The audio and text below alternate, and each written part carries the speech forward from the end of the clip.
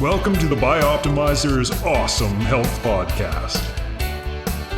And now here's your host, Wade T. Lightheart.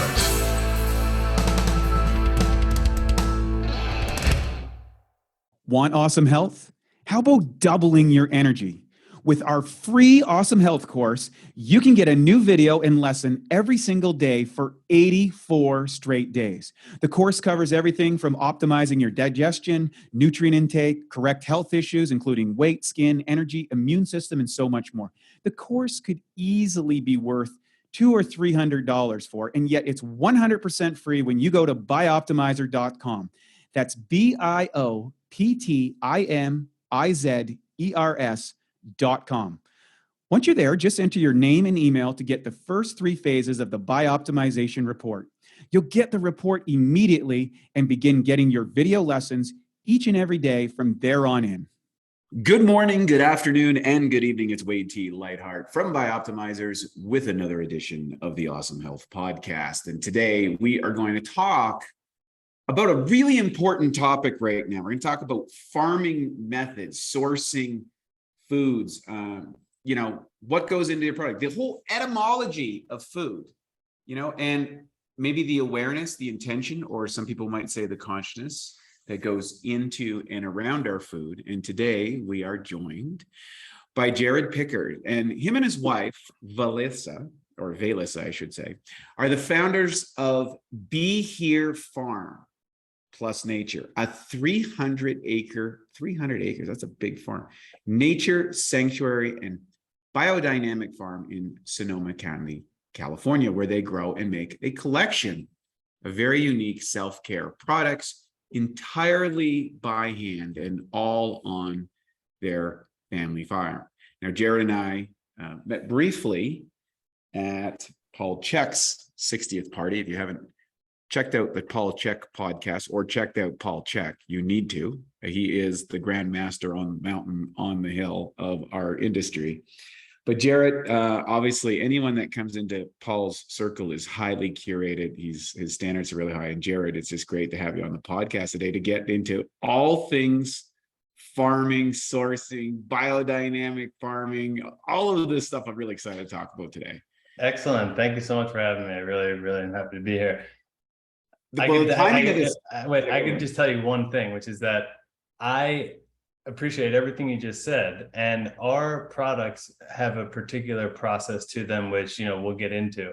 But your products are sort of a litmus test for me to know if people might be interested in our products, even though they're very, very, very different classes of products. It's like, if I see them in somebody's home, I think, oh, these people understand and care about their health in a way that they're already far enough along pulling on the rope that they would just understand my product. So correct. I'm particularly happy to be speaking with you. Yeah, that's one of the things that I think, for our listeners, when you've been in the industry as long as my business partner and I have, and Paul, and all the components that anyone who puts in, and you don't have to be in the industry for a long period of time, but there are certain standards that become self-evident once you make that as part of your life. You can walk through a grocery store, you can go through a supplement aisle, you can see a technology, you can have a conversation with someone, and in a few minutes, you can tell, is this a Me Too product, or is this something that a lot of care and attention have gone into? And I want to get a little bit this, without getting too sidetracked, I want to set the tone here a little bit. Right now, I think farming has never been more into the awareness of public consciousness. We have the protests going on about the Dutch farmers. There's a protest emerging in various farming communities across Europe, in Canada. There are food supply chains have now come into awareness. Most people have just gone to the grocery store, got their food, never put much thought into it. There is a whole big sequence of things that's happened that has been disrupted in the last while, and there are major consequences. Now, that's negative, and that's not much we can do about right now, although get involved with your local farmers and find out what's going on. And I suggest going to a farmer's market and things like that, and just meeting farmers and getting fascinated about how food grows. It's really cool. But I want to talk about your farm and how you got into the farming industry, why you got into it, and why sourcing is such a big issue when it comes to making high quality end products or high quality products that you're going to consume in their whole goodness. Yeah. I mean, that's, of course, like we could talk for a day on that. So exactly. we'll just see where it comes, or where it goes rather. Really what it comes down to, why sourcing is so important. And then I'll circle back to just talking about our life and our farm a little bit. But why sourcing is so important is because, unless you are your source, or unless you're in direct communication and awareness of what your source is up to, you really, really, really have no idea. And you could just assume that your food falls into the bucket of, 99% of all food. Like, let's say 99% of all food is sort of like this. And then there's an extreme minority of what I would describe as more artisanal growers and producers and manufacturers who are making extremely rare qualities of food, mathematically speaking. Because in the United States, I mean, I quote this statistic on everything I've ever been on, because I don't think, you could probably not quote it too much, but 1% of US farmland is certified organic. So you might think that that is a little or a lot, because it's a little compared to 99, but it's a lot compared to how many millions of acres it equals in the end of the day. But you have to remember that 1% is inclusive of the entire industrial organic farm model. It's not like that 1% is all small mom and pop farms, like the kind you conjure up when you think about organics. So when you're driving down the highways in California or wherever the big farming areas are, and you're just kind of disgusted by what you see, a certain percentage of that is just organic. And it's all the same companies, same methodology, same labor practices, same destruction to the environment. The destruction to the environment is not so much whether it's organic or not, it's whether it's industrialized or not. And that's not exclusively true, because you could imagine an industrialized biodynamic model, which maybe we'll get to. But it's really the scale and the fact that it's a monoculture. So I suppose you could imagine a polyculture at tremendous scale. It would just, Can you break that down for our listeners, just so they understand the difference between, say, monoculture, polyculture, and maybe, crop rotation, or right? Practices we're speaking of we're speaking of different approaches to agriculture, and mono meaning one. So a monoculture is how most food is grown nowadays. They have one single crop, commonly known as the cash crop, and it doesn't matter if it's an olive grove, a apple orchard, a sunflower grove, a soybean field, a corn field. It doesn't matter what it is. A hoop house full of tomatoes, a hoop house full of basil. They'll grow typically one thing. Maybe there'll be another hoop house next to it full of cucumbers and zucchini, but they're still growing, these as quote unquote efficiently as possible. It's all to be, maximizing the quantity that can be produced at the lowest cost possible. And a polyculture is when many things are growing together. And there's obviously various degrees to which one could emulate a polyculture. A true polyculture may be being defined as wild, guilds of plants as they grow in nature. But on our farm, just to talk about our farm for a second, we only know this because it was in a spreadsheet, but we had 376 varieties of fruits, vegetables, herbs, and flowers growing at like our peak diversity moment, not including the wild things that are growing in, around, and through the farm as well. Because when you're growing in a biodiverse polyculture like that, you don't really have the same thought about weeds and the wild things that are growing in the farm. In fact, the main ingredient in all three of the serums we make, which are basically face and body oils, is a wild ingredient called wild St. John's wort. Well, I suppose it's called St. John's wort.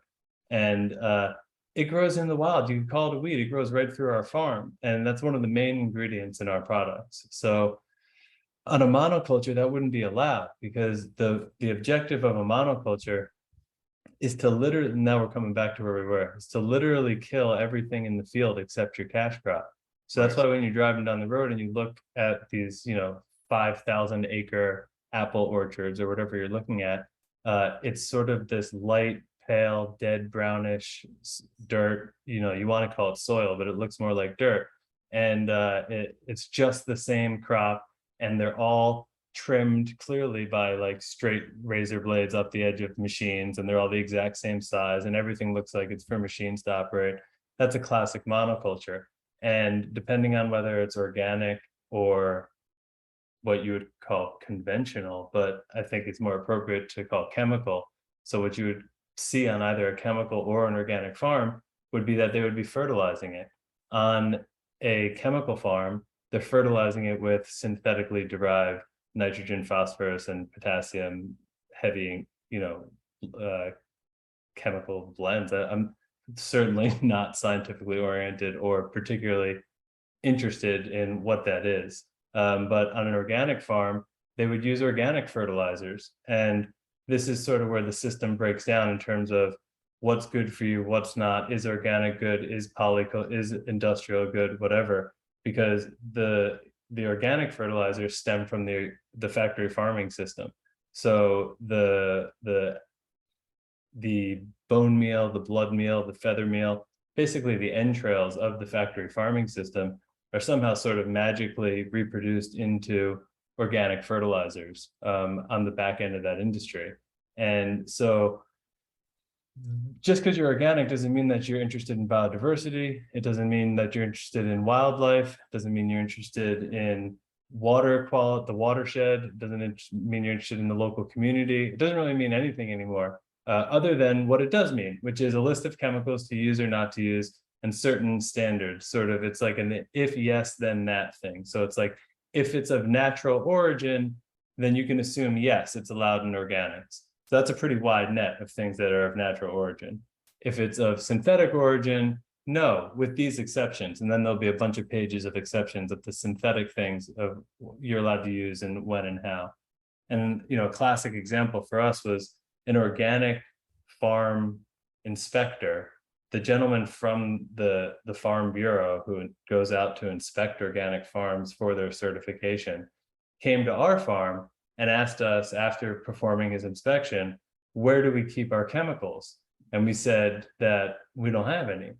And he's like, well, kind of your emergency supply, like, where do you keep your emergency chemicals?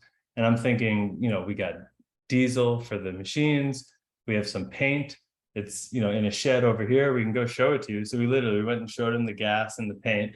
And he's like, it's like, what about Roundup?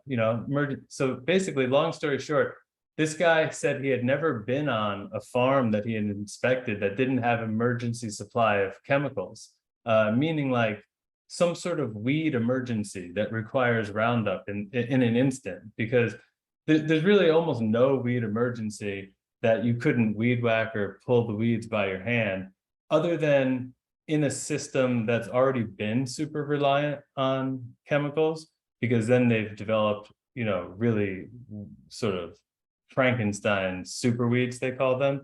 Those can take over a whole area and be very difficult and resistant and, overwhelm a space. And even that, what would you do? You would pull it out by hand and it would take a lot longer. So the idea of a chemical emergency is something that apparently exists on a predominance of organic farms that this inspector had visited. So that's sort of my answer, at least the beginning to it, depending on how far you want me to go. But that's sort of my answer to the question is, why is sourcing important? Because at the end of the day, what's between us and our source is usually only a couple things. It's usually a certification or a store. Most stores are not, I'm just talking about grocery stores and the general public, not talking about some artisanal gourmet, place that only cares about sourcing. But the average food, they're not doing that job for you. And then so the certifications are the only thing that are potentially standing between you and it. But all the certification tells you is that the person's met the bare minimum of that certification. So it doesn't tell you that they're meeting the bare minimum on an industrial monoculture, or if they're meeting the bare minimum in a backyard garden. And it doesn't tell you if they're exceeding the bare minimum and they're one of the most thoughtful farms in the country, they're still organic if that's the certification that they've sought. Right. It's a broad generalization. I think the USDA allows 50 different chemicals to be used on and still obtain organic certification. Well, the list is several pages long for sure. Yeah, it's crazy. It's crazy, and they're not all terrible. They're not all bad. I'll give a little insight to our listeners, though. Recently, I was in New Brunswick, Canada, visiting my folks, and they have a friend who has raspberries just growing at the back of his property. So he keeps them growing, and they went down to pick these raspberries, and so I got to have a bowl of raspberries just out from the woods in New Brunswick. Now, when you have these raspberries, and then I got another set of raspberries from the conventional store, and then I got another set from the organic store. I did this after my third bowl, after 3 consecutive days of these raspberries, and I said, I want to just do a taste test here. And I'm like, look, here's a conventional raspberry, here's an organic raspberry, and here's these raspberries at their friend's house. The friend's house raspberries were insane. Like they burst with flavor and vitality. You could feel stuff going on in your brain when you ate it. Totally. And then you take the organic one, and the organic one tasted like kind of tasteless. And then you had the conventional one, and it tasted like chemicals. Totally. And you had clear distinction, but the problem is people haven't had that distinction, so they don't know. It's like the piece in the Matrix where the guy's sitting there and go like, well, how do they know what tasty wheat tastes like? That whole thing. He's like, well, they just made it taste like everything. That's maybe why everything tastes like chicken, because this whole concept. And I thought that was such a beautiful illustration, because if you've never had something grown at that level, you don't know. And once you have, there's an inversion to this. Once you've eaten food at that quality level, like you guys produce, so hard. You're forever corrupted. Yeah, it's because hard to go back. Now you've eaten the forbidden fruit, so to speak. Yeah, it's hard. You know the difference of what that particular vegetable, fruit, whatever, is supposed to taste like. Yeah. So when did that happen for you? Were you always into this kind of thing, or did you fall into it? Did you have a moment where the lights went on in the building? You're like, this is my pathway, and like, this is what I got. Yeah, in a sense. I mean, there was a moment when it turned to pure joy, and that's kind of the moment that I look back on. But there's a place how I got there too. So and it was a more analytical sort of place at that point, before then all of a sudden the joy clicked on, and that became what was driving me. But and I'll tell that in a second, but you just reminded me so hard of the first time that our peach trees finally grew and produced a peach, and I ate a peach off of our tree in California. It was so good that the overwhelming experience was so sad, because I could all of a sudden remember the 1,000 mediocre to terrible peaches I'd had in my life by comparison, and so I was like eating this peach, but I was just remembering all these terrible peaches in the background. I was like, what if this is a peach, what was I eating prior? Everything else seems like a crime.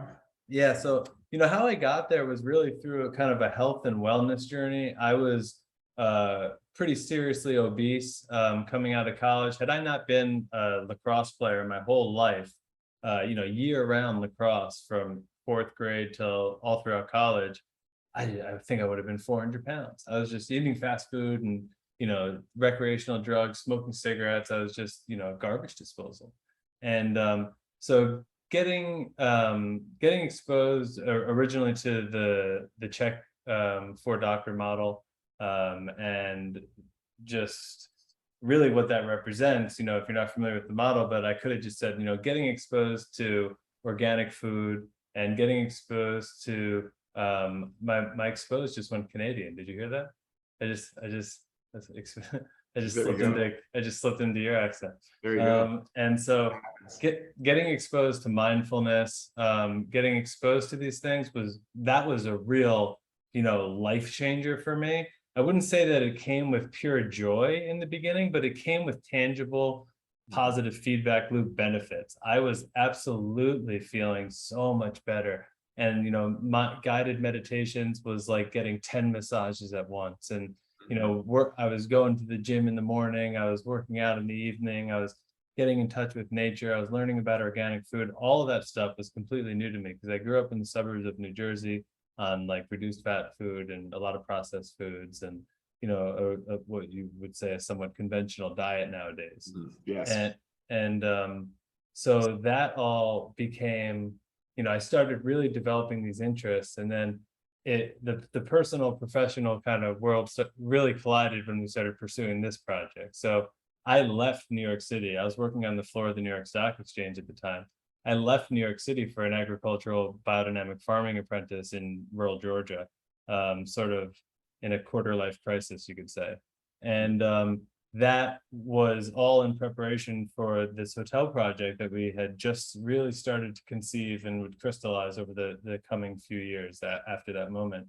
And that's the project in California where we have this farm. The farm is really was developed to be the centerpiece of that project. And so now that I'm in Georgia, I'm actually I've quit my job. I've changed my whole life. My girlfriend is living in New York still. And, everything is all in on this. But the moment the joy really turned on, I was in this garden that, like another farm I was visiting that I knew through the farmer I was apprenticing for. And there's this type of cucumber. I remember I see it all the time actually now at farmers markets, but it's called a suyo long cucumber. It's very long, somewhat prickly cucumber. It could be like 12, 18 inches long sometimes. And sometimes they're straight as an arrow, and sometimes they're literally a curly Q, and anything in between. So I've never seen them before. I'm down in Georgia for 2 weeks at this time, right after leaving the city. And the guy's walking down the aisle and he goes, "Oh, look at this perfect straight one." And it's just, straight as an arrow. And he holds it up and he shows it to me. He was so happy. It was so straight. And he was just showing it off, showing me this cucumber. Then he walks about 10 more steps and he stops and he goes, "Oh, look at this perfect curly one." So like in my head as an apprentice, I had already logged a note like, okay, these want to be straight. Like I was an analytical kind of guy. And when he told me that the straight one was perfect and the curly one was perfect, that for me was like, this is too fun. Like I can't believe they're both perfect. I couldn't believe it. And so from that point on, I was just total enthusiast. I'm such an enthusiast about the wonder of the natural growing things around us and how they can interact in our life and how they're constantly interacting with our life, whether or not we're aware of it or not, and how many choices we have in terms of sourcing. Like there's a barrage of inputs, chemical, environmental, industrial toxicants that are kind of coming at us from all angles. And some people are not paying attention to it and maybe feel like that's totally fine. Some people are super duper freaked out about it and maybe living an unhealthy lifestyle, trying to defend too much against the world out there. But it's like, I really found it from a joyful place. And so sourcing and getting in touch with nature and getting in touch with our food production and the people who do that. So the farmers and the ranchers and the growers and the herbalists and, on and on, right through the people like the chefs and the healers and the estheticians and everybody who end up using the added value products that we then make out of these goods. All of this is just, I don't know. I can't believe that I get to do it. It just feels so fun. I think it's a great story. You didn't come from a farming background, but you got into it. So what have you learned in your years in the farming business from the guy that he's just gone under your mentorship? You've gone through that mentorship process, and then now you're a full-fledged farmer. You make products, grow products to source to the products that you make, which is a whole other expansion that we'll get into. But what have you learned, and what would you like to share with people of that journey in farming? Well, I guess what I learned is that, farming as an actual career profession, you just have to sort of statistically look at the, the suicide rates of farmers, or the annual, revenue potential, gross profit, net profit potential for farmers, or any of these types of statistics, or just go walk around the farmers market and see, like, oh man, everything they sell costs $3 a pound. Like, how do they survive? You just think about it. We really have devalued the food and the effort it takes to produce not only any food, which is true, like even conventional chemical farmers that you might not agree with their methodologies. Yeah, it's just incredibly hard work. And so as an industry profession, especially on a large industrial scale or anything like that, it's not a thing to romanticize. I couldn't recommend, any less getting involved with the industry. And so my whole angle on it, right from the get-go, the farmer that I apprenticed with, I could have gone to some sort of really traditional, salt of the earth farm where I learned how to castrate lambs and, do this and that. And first of all, we ended up doing all that stuff anyways. But what would have been missing for me from that was something entrepreneurial business stacked on top of farm. So that was really what caught my passion. Was I was in Brooklyn, working on the floor at the New York Stock Exchange, observing the farm to table food scene just kind of taking off 2007, 2008, especially during the recession. A lot of people switched careers, lost jobs, stuff like that. Now all of a sudden there's like a caramel shop opening up in the corner, and there's like 300 artisanal food producers at this new marketplace. So all that kind of stuff, seeing these people having passionate, artisanal, small batch, all that kind of stuff that shows like Portlandia and stuff would satirize. In real life, I was seeing it happen. And I just thought, man, they're all relying on these small farms right outside the city. How cool would it be to, just actually be on the farm and have people come to you from the city, and just sort of flip that on its head. And so that was sort of the seed idea of how it became more like a lifestyle and professional, personal,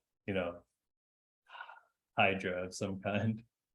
So talk about the products that you produce and how your farm supplies that sourcing, and then, both the upside of that and the challenges that have, because, for example, with our supplement company, when we source products, I mean, we have two people that their full-time job is just to go through sourcing, and we're constantly getting stuff shipped in and stuff tested, and a whole lot of things don't meet the grade or don't meet whatever, and then you find out like there's levels to this game of how deep you want to go down that rabbit hole, and you kind of bypass that by just producing your own in the farm, which I think is really awesome.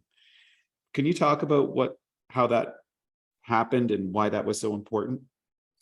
Yeah, sourcing, for me, there's I don't know what the word is, but it's almost, I wish there was another word that made more sense for me, because even when you're your own farm, there's an element of sourcing, because it's what's going into the soil, what's in the water, what amendments are you adding, and then it's obviously coming out the back end as well. So I think about it like a stream.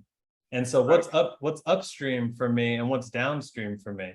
And if what's upstream for me is a wild or grown ingredient that I know exactly all the parameters around it, okay, that's like a single sourced ingredient. If what's upstream for me is a laboratory that sources from many places around the world, well, now you have different branches that represents. So now you have to think about it a little bit more, and or choose a supply chain that's less branchy. And so I try to think about how to have the least branches in my life, and how to have the stream coming out the back end, it be unarguably more beautiful if possible. Like, how am I adding value into the world through our actions and through our brand, and how we trying to create something really beautiful with our products and our offerings. But that comes from, you can't, as Paul Chek says, you can't make chicken out of chicken salad.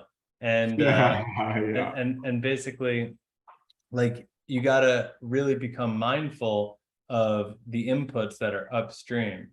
And so on our farm, we still have to really consider that, because there's a lot of options that end up going into, you know, in our case, we have like wild fish emulsion and alfalfa and neem oil, and then a bunch of different herbs and flowers that are either grown or foraged that we compost in the ground and turn into homeopathic medicines that get mixed with rainwater, sprayed on the soil or the crops. That last part is known as the biodynamic preparations. It's sort of the essence of the biodynamic farming practice.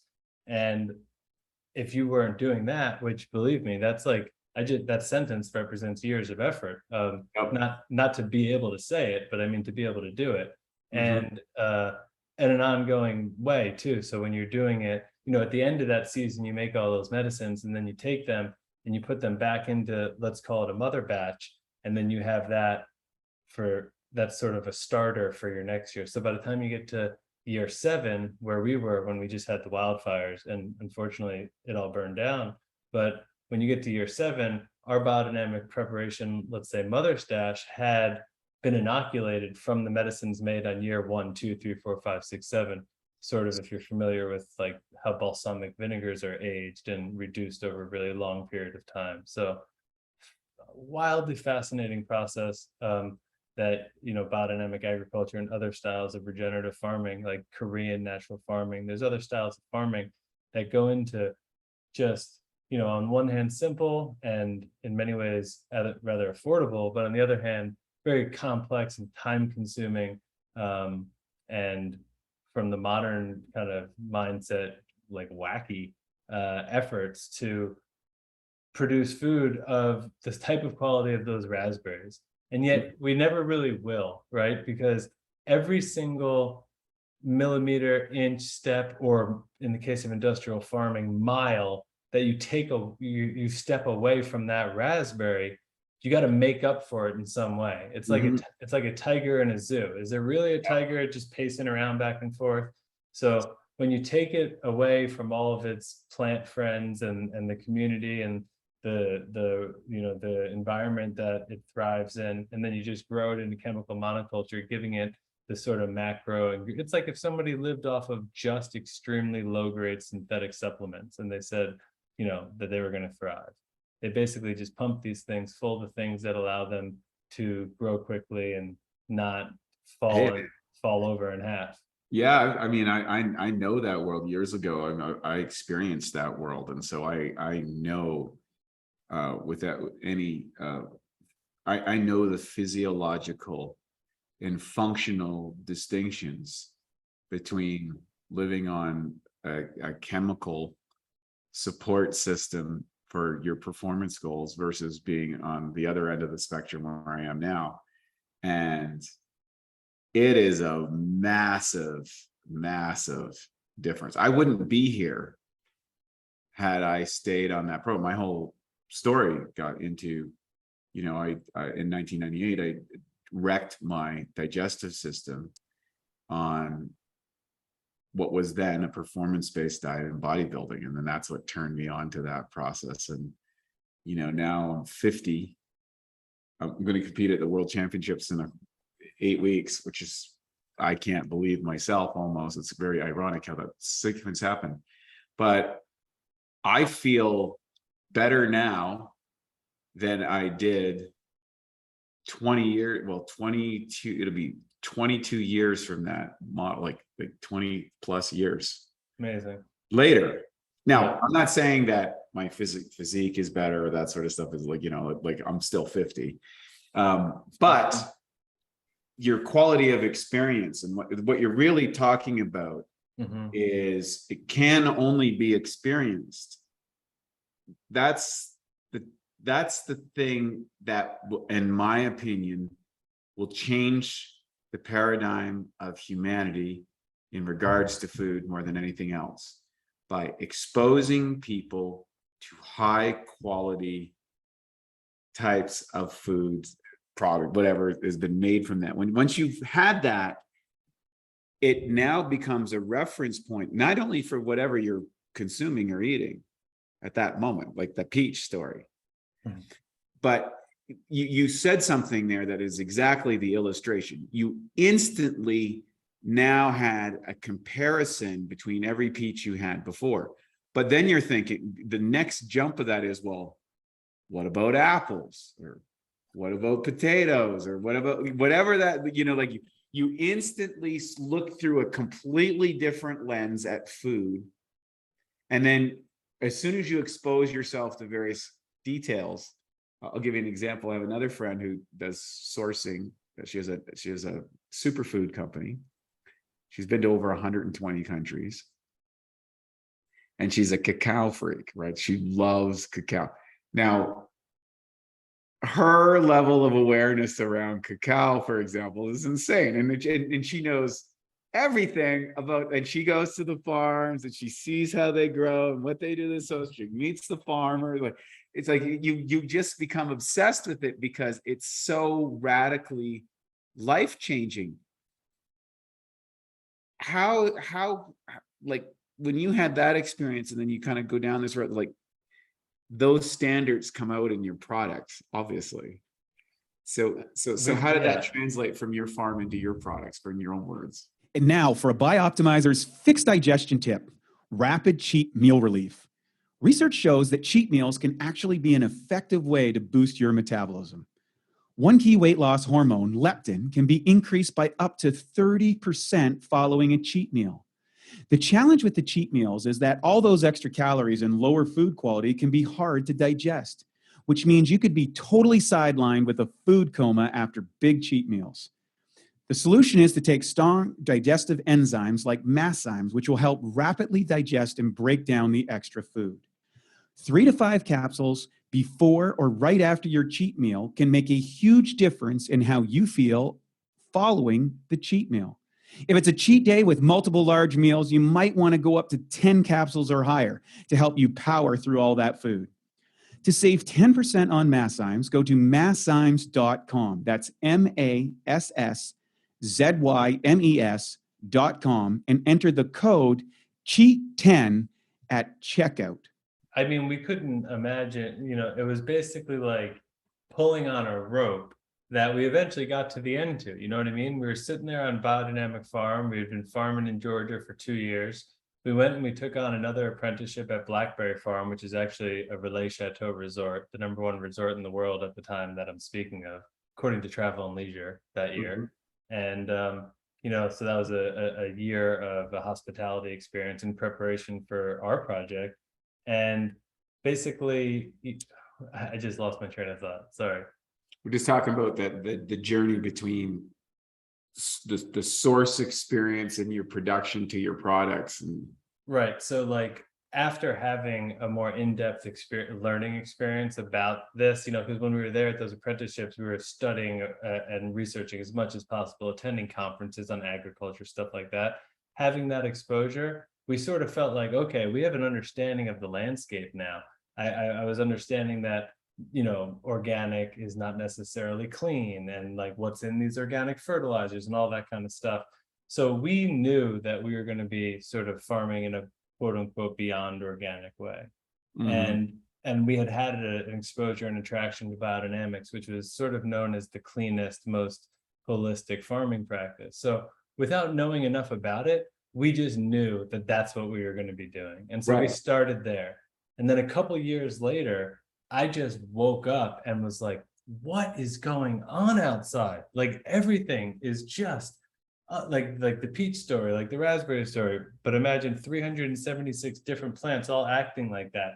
And imagine chef after chef, farmer after farmer, guest after guest, people coming and visiting and just eyes rolling back in their head like the raspberry story.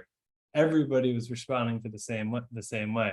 So that's really when I started learning more about biodynamics. But the way that translates into our products is that it's the end of that rope, it's like as if all that activity is happening. I imagine our products, we kind of open up the tops and we just scoop it in and capture them out and close up the tops. It's really the process that we're capturing, because our serums that I was referring to earlier, I'll explain the process of how we make the serum, and then you'll see what I mean, because the ingredients themselves, they're actually extremely common.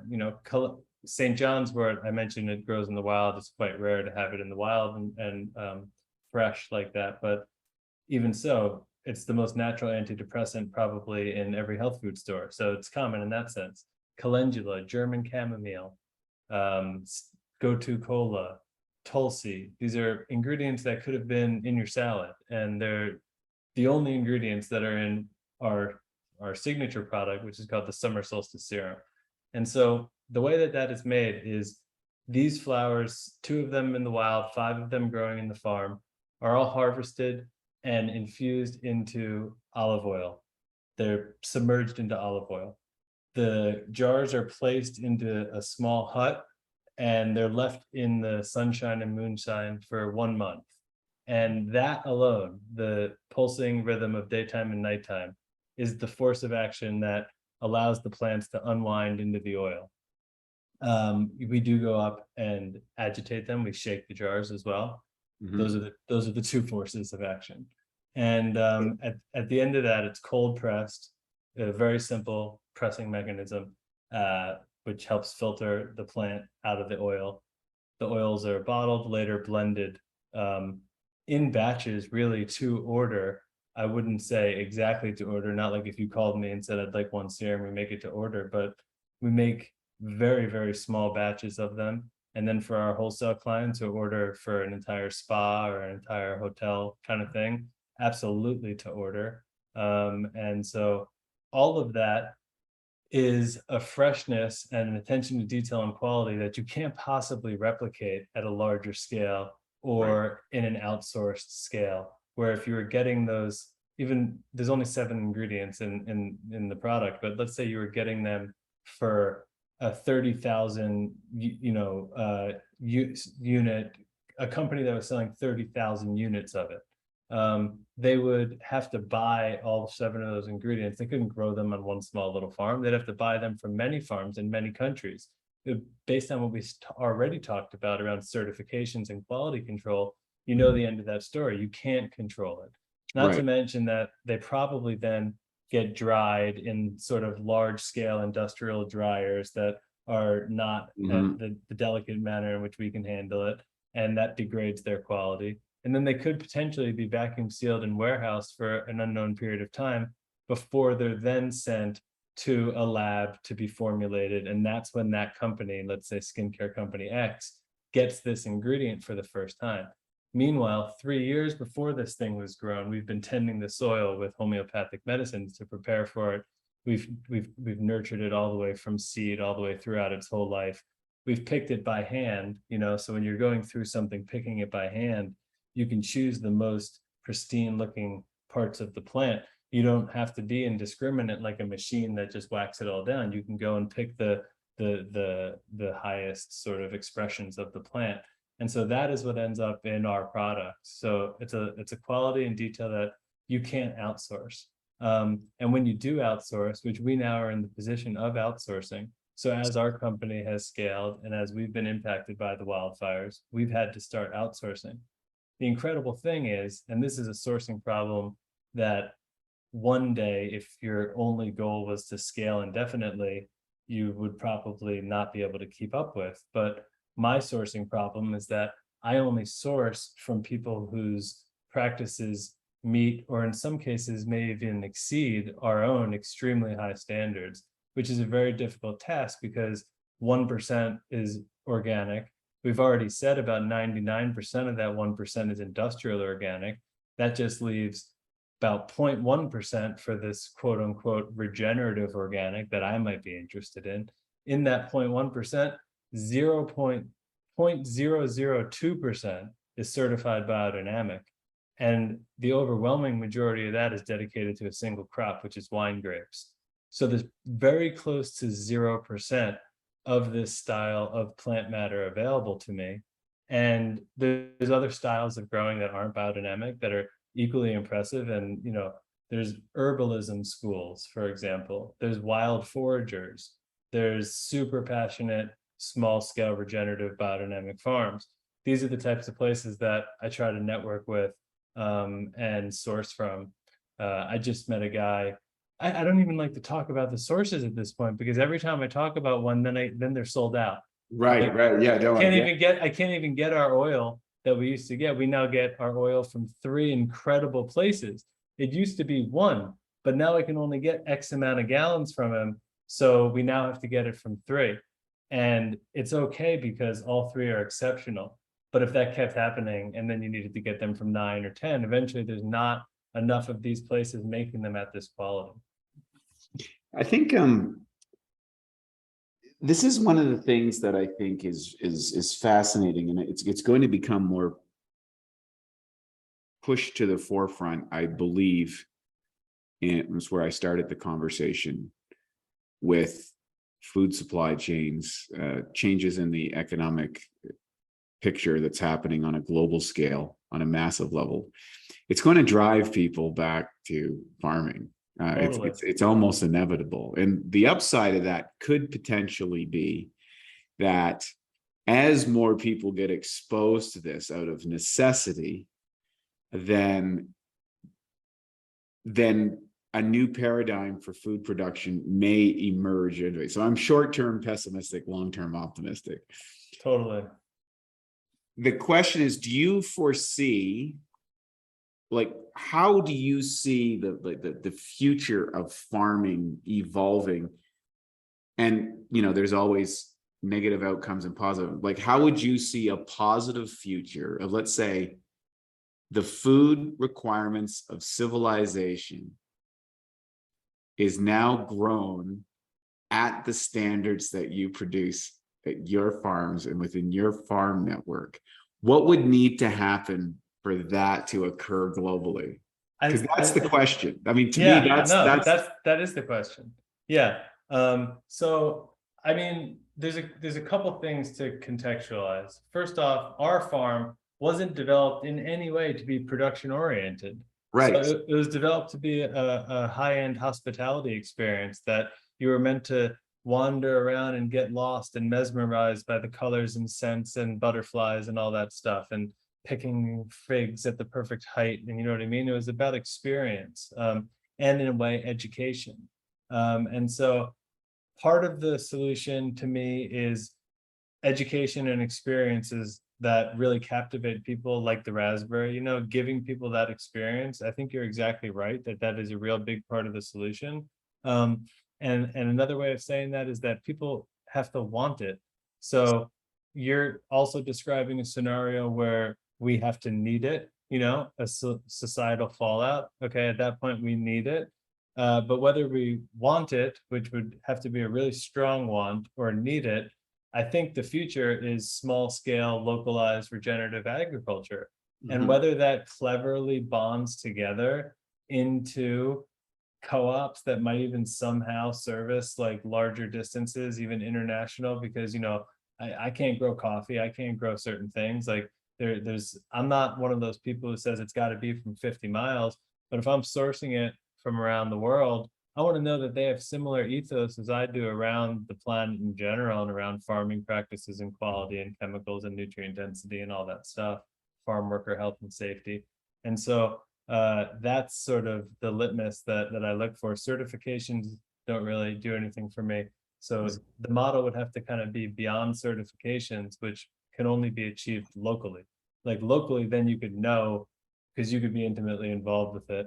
And that's how you're going to have the highest nutrient density. So what does that require? It requires an entire, like, if everybody wanted it, just think about how much money we spend as a society on other priorities. Right. It's so once we want it, we could easily, like, I've given a hypothetical made up solution that sounds like, you know, here's like a fake thing that sounds real. The American Farm Corps, where just like the Peace Corps, where kids would take a gap year after high school, before college, to go work on a regenerative farm that was supplying food to the local food banks and whatever. They would have the tangible skill for fallouts and for their health benefit of how to grow food.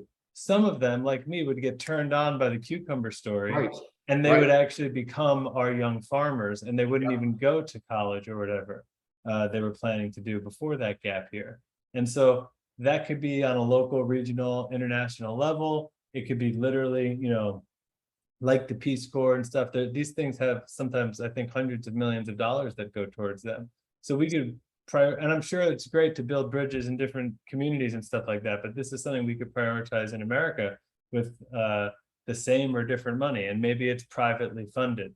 And then the other thing is like the lawns, there's just so many lawns that publicly owned and paid for places. Right now, we're paying for chemicals to be sprayed on them. All across our towns and cities everywhere, we're all paying for chemicals to be sprayed on lawns and parks and all that kind of shit. It's like, well, excuse my language, we could upgrade that aspect, and we could be growing food and medicine in this ways with volunteers from the local community where applicable, or more likely a funded program that subsidizes the whole thing. Because subsidies in a way work, right? Right now we're subsidizing certain crops that are resulting in the junk food and obesity epidemic and other epidemics that result from our ill state of health. So that system seems to be, working pretty well. So if we wanted to put real money, public and private money, towards revamping a regenerative localized food system, which of course would upend certain aspects of the powers that be of the current food system. So it's there's a lot of headwinds against that. If the people really wanted it, and the raspberry thing is one way. There's another group that's called, they changed their name, I can't remember what they're called, but Lisa Stokey is one of the founders. So people can Google STOKKE, Lisa Stokey's organization. She formerly started an organization called Food Democracy Now! That was involved in like another big riff in organics, right? So in organics, which we've now said has industrial and monoculture major element to it, there was a huge riff where they allowed hydroponics to become organic. So things that are grown hydroponically can be certified organic. And a lot of the old time farmers were saying, there's not even soil. Like, how could it be organic? And I'm forgetting that, like, maybe it's Dannon, or I'm forgetting the law, Driscoll's, of course, that's what it is. Driscoll's and, lobbyists engaged in this effort successfully achieved hydroponics as organic. And so sometimes you look at a label and it doesn't say anything other than organic, and it was grown with, hydroponically, not even in the soil, not even in the sun. So that's just, sort of crazy talk. I got off on a tangent there. It's okay. It's okay. I think, well, I can relate to that. I was in India at a health show a number of years ago, and I stumbled upon an Ayurvedic farmer. And so if you get into the original Vedic texts, they talk about the growing seasons, the time. It's very sophisticated in their approach to farming. And the people at the conference, the so-called experts, were very frustrated with this particular farmer because they were all advocating Ayurvedic practices. But he said, none of your food actually meets Ayurvedic standards. And he was talking about, for example, on this particular product, the root needed to be down 6 feet as opposed to 3 feet, which he says is what they're currently growing. So he says they're advocating to the public that this is an Ayurvedically formula or product, but it's not actually following. Now, yes, maybe there is a potential to improve upon the past. I don't want to throw that out of the picture, but it's ignorance is distributed, in every level, and ignorance is the lack of. Now, I think that we're at a crossroads, and so I'm going to ask one more question before we wrap up. How does the individual today who wants to be as healthy as possible, they want to eat good food, they want to provide good food for their family, themselves, they can't fix the world, they can't take on the government, they can't change the way their tax dollars are being spent, what would you suggest to them right now? How do they do that? What should they do? So they want to do all the right things, and they want to improve their health quality and their food quality in their own hands. Correct. What could they do? The answer is in the question. They got to put it in their own hands. They can start a garden, and that can be a pot in their windowsill of just herbs. I mean, I'm in a very temporary rental house situation. We have mint, thyme, rosemary, cilantro, culantro, blackberry, oregano, all growing in little pots that I unfortunately or fortunately bought on Amazon. It's as easy as that. They're called, grow pots. They're felt fabric, basically, instead of a more permanent clay or terracotta thing. They actually eventually biodegrade, and maybe made of coconut fiber and other things like that. And so it's real easy to stay involved with your food supply. And rosemary and certain things like this grow at an extremely slow pace. It's like a bonsai tree. You barely ever have to touch it. Anytime you want a little bit, you just pluck it off and you water it once a day, which becomes a really sweet meditation. Even if you're just stepping outside to water your herbs once a day. And so that's the first thing. Do what you can yourself. What I'm doing right now, I don't even think this sounds extreme, so might as well shout this from the rooftops. But everybody's talking about food supply issues, and basically, it depends on what your food costs are monthly. Our disposable income, a good percentage of it goes towards food and wellness type stuff. And so when you add it all up, there's some X number per month that if you and 10 or 15 or as many as 20 or as many as you want really gathered together, well, you have there a full-time farmer salary and all the cost of the supplies you would need. Now all you need is somebody with a quarter acre or half acre front or backyard that wants to become a garden, and you guys are rocking and rolling. You got your own food supply. It's as easy as that. Mm-hmm. Statistically speaking, if every fourth house had a chicken and every 10th house had a garden and all this stuff, we literally could produce enough food for everybody. So that's what the fallout looks like, is we all just take it into our own hands. The fun thing is that the same solutions that are good for the fallout, minus all radiation or horrible aspects that could be related to it, but which are outside our control pretty much. Though. Exactly. So I'm saying if you're in some sort of societal fallout and we've all developed a local food scene, we could do that now, because those things are actually the best things for your health, wellness, and happiness now in the real time. And then you'll be all the more prepared for such a terrible situation. So I think getting involved with your friends, community, and your own hands. And if you can't do that, you got to start walking down the list, finding companies that are doing that on your behalf. So there are companies like ours and other companies of people I'm sure you've had on the show that do an incredible job at sourcing and spend a lot of time and research on it, and probably improve, year over year, as opposed to the other way around. Find those companies.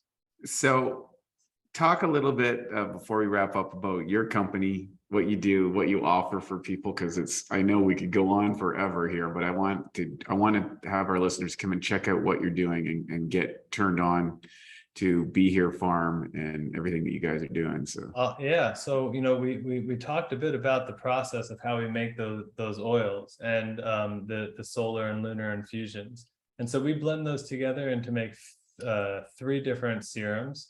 We have a variety of different other products that go through a copper still. So we distill our own essential oils, and that results in 2 aspects: essential oils and hydrosols. So those become basically body mists. The essential oils get added into the serums. They get added to bath salts, which we also sell. And then we blend these things together with honey and beeswax and some other items to make a couple masks that we sell. And then we customize a lot of products for our retail and wholesale partners.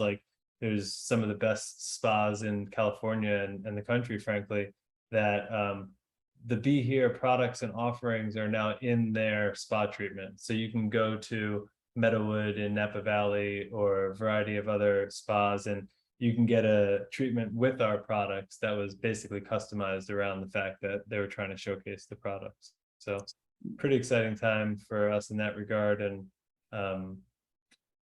love@beherefarm.com would be my email. And that actually goes to my wife and myself, but that's how people could reach out. And we offer a complimentary video consultation to anyone who buys one of our products. So anyone who buys a product or wants, is set on buying a product and wants to learn about, maybe they want a few other products, they could, they should be encouraged to email and just connect with us directly. Wow, that's cool. Instagram too, at Be Here Farm. Jared, that's so awesome that you do that service. I can see the passion that radiates out of you. It's so great. Not that many people take us up on it. I guess I shouldn't publicize that too much, but I would guess that about 1% of people who buy the products take us up on the video consult, and those 1% obviously kind of become lifers. But about 10% of people who are sort of, either Paul Check himself or have people in their circle that care so much about health and wellness, as whatever us type of people are called. We get about 10% reach out from this community. It depends what community is labeling us. Yeah, exactly. I mean, self-described. I mean, Yeah. A good joke nonetheless. So yeah, that's it. Jared, this has been awesome. It's great to hear that there are people in the world committed to at this level to what I would say preserving the amazing array of food products as commercialization of farming and stuff and has expanded, or industrialization of the entire industry. The preservation of these methods, these practices, the types of these food products and the production that's done almost cottage industry style is so critical for when the collapse of the system does happen. And I do believe it is, where it's well underway. People such as yourself are going to lead the next generations forward, and will have the food and the understanding of how to grow it to be distributed much more widely than it is today. And so it's an important task, and I honor the fact that you're doing that and that you're committed to that. It's a noble practice, and I think it should be recognized and honored. I appreciate farming, and I appreciate the work that you're doing and how that is setting up in ways that we can't always imagine right now into future generations. So thank you for that. I feel like I'm a supporter of agriculture and an enthusiast of agriculture, certainly much more than I'm a farmer. Farm owner, I would accept, but you're describing scenarios that should be now all hands on deck scenarios, or will they one day need to be? It will. And so, yeah, I mean, I appreciate your sentiment and everything you said about traditional food waste. There's actually an international organization that has local chapters everywhere called Slow Food, that in Italy and in other places, it's more common. You'll see a little snail, that's their symbol, on the restaurant, indicating that they're certified slow food. Our farm was actually, and all of our products were actually certified by Slow Food as well, which if somebody wanted to learn more about a local food chapter, some of the local food chapters happen to be thriving beds of community and really should check out, and some of them not so much. So it depends on where you live. You got to look it up locally. But anyways, we could do that's a great piece. So listeners to the podcast, go check out Slow Food. Get involved. Go meet a farmer. Go check out some extraordinary products, but make sure you stop into the website beherefarm.com. Check these products out. Check out what Jared and his wife are doing. It's really awesome. And more importantly, take your health seriously. You probably are if you're listening to this podcast. I want to thank you for listening. I hope it was informative. We'll see you on the next edition of the Awesome Health Podcast. Take care. Lots of love. At Bioptimizers, our mission is to fix digestion. And a cornerstone of digestion is gut flora. P3OM is our patented probiotic formula. In fact, we call it the Navy SEALs of probiotics. You see, strong proteolytic or protein digesting activity is paramount to having a healthy gut flora. And of course, P3OM provides that. The good news is, unlike weaker probiotics, P3OM survives the digestion process. What it does is it basically multiplies the good guys while protecting you against pathogens, or what some people call the bad guys. P3OM really helps to rebuild your digestion. And what that allows you to do is to maximize nutrient uptake, energy, and metabolism. To find out more of how P3OM can help you, go to www.bioptimizers.com. Thank you for listening to the Bioptimizers Awesome Health Podcast. You can find more information at bioptimizers.com.